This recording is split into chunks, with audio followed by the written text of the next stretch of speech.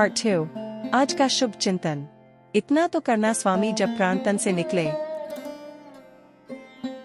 हिंदू धर्मशास्त्र में 10 गात्र का श्राद्ध और अंतिम दिन मृतक का श्राद्ध करने का विधान इसीलिए है कि 10 दिनों में शरीर के 10 अंगों का निर्माण इस विधान से पूर्ण हो जाए और आत्मा को सूक्ष्म शरीर मिल जाए। ऐसे में जब तक 10 गात्र का श्राद्ध पूर्ण नहीं होता और सूक्ष्म शरीर तैयार नहीं हो जाता, आत्मा प्रेत शरीर में निवास करती है। अगर किसी कारणवश ऐसा नहीं हो पाता है तो आत्मा प्रेत्योनि में भटकती रहती है। एक और बात, आत्मा के शरीर छोड़ते समय व्यक्ति को पानी की बहुत प्यास लगती है। शरीर से प्राण निकलते समय कंठ सूखने लगता है, हृदय सूखता जाता है और इससे नाभि जलने लगती है। लेकिन कंठ अवरुद्ध होने से पानी पिया नहीं जाता और ऐसी ही स्थिति में आत्मा शरीर छोड़ देती है, प्यास अधूरी रह जाती है। इसलिए अंतिम समय में मुख में गंगाजल डालने का विधान है। इसके बाद आत्मा का अगला पड़ाव होता है शमशान का पीपल। यहाँ आत्मा के लिए यमघंट बंधा होता है जिसमें पानी होता है। यहाँ प्यासी आत्मा यमघंट से पानी पीती है जो उसके लिए अमृत तुल्य होता है। इस पानी से आत्मा तृप्ति का अनुभव करती है। हिंदू धर्म शास्त्रों में विधान है कि मृतक के लिए यह सब करना होता है ताकि उसकी आत्मा को शांति मिले। अगर किसी कारणवश मृतक का 10 गात्र का श्राद्ध न हो सके और उसके लिए पीपल पर यमघंट भी न बांधा जा सके तो उसकी आत्मा प्रेत्योनि में चली जाएगी और फिर कब वहां से उसकी मुक्ति होगी कहना कठिन होगा। हाँ, कुछ उपाय अवश्य है। पहला तो यह कि किसी के देहावसान होने के समय से लेकर 13 दिन तक निरंतर भगवान के नामों का उच्च स्वर में जप अथवा कीर्तन किया जाए और जो संस्कार बताए गए हैं उनका पालन करने से मृतक भूत प्रेत की योनि नरक आदि में जाने से बच जाएगा। लेकिन यह करेगा कौन? यह संस्कारित परिजन, संतान, नातेदार ही कर सकते हैं।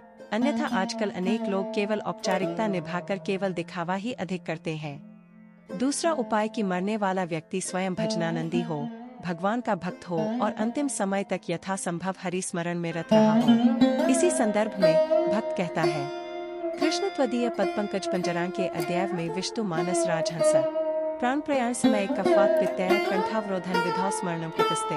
श्री कृष्ण कहते हैं, कफवातादिदोषेन मद्भक्तो न तुमास्मरेत अह स्मरामि तद्भक्तन ददामि परमागतिम। फिर श्री कृष्ण को लगता है कि यह मैं कुछ अनुचित बोल गया। पुनश्च वे कहते हैं, कफवातादिदोषेन मद्भक्तो न चमास्मरेत तस्य स्मराम्यहि नो चेत कृतघ्नो नास्ति मत्परः ततस्तं म्रियमाणन्तु काष्ठपाषाण सन्निभं अह स्मरामि मद्भक्तं नयामि परमागतिम। तीसरा, भगवान के धामों में देह त्यागी हो अथवा दाह संस्कार काशी, वृंदावन या चारों धामों में से किसी में हुआ हो। स्वयं विचार करना चाहिए कि हम दूसरों के भरोसे रहें या अपना हित स्वयं साधें।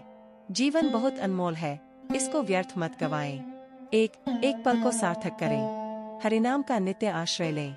मन के दायरे से बाहर निकलकर सचेत होकर जीवन को जिएं, न कि मन के अधीन होकर। यह मानव शरीर बार बार नहीं मिलता।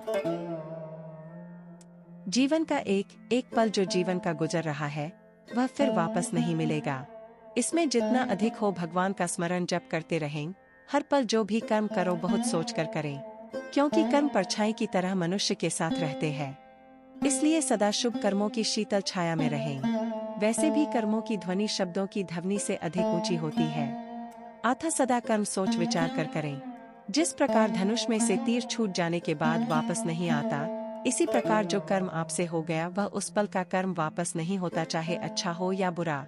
इसलिए इससे पहले कि आत्मा इस शरीर को छोड़ जाए, शरीर में रहते हुए आत्मा को यानी स्वयं को जान ले और जितना अधिक हो सके मन से, वचन से, कर्म से भगवान श्री राम, श्री कृष्ण का ध्यान, चिंतन, जप कीर्तन करते रहें। निरंतर स्मरण से हम यमपाश से तो बचेंगे ही बचेंगे, साथ ही हमें भगवत धाम भी प्राप्त हो सकेगा जो कि जीवन का वास्तविक लक्ष्य है।